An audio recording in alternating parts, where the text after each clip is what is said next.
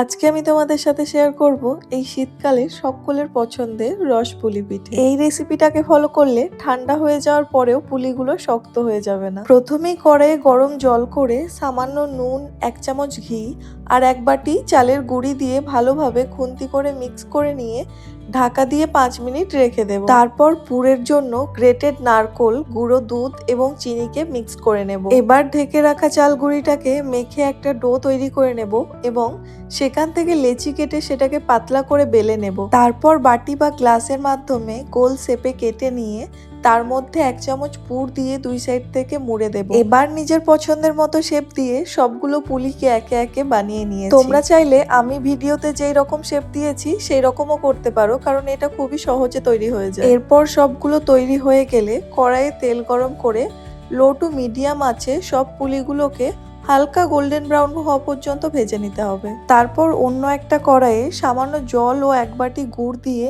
একটা রস তৈরি করে নিয়েছি। এবার একে একে ভেজে রাখা পুলিগুলোকে ওই রসে ফেলে দিলেই রেডি হয়ে যাবে আমাদের রস পুলি পিঠে।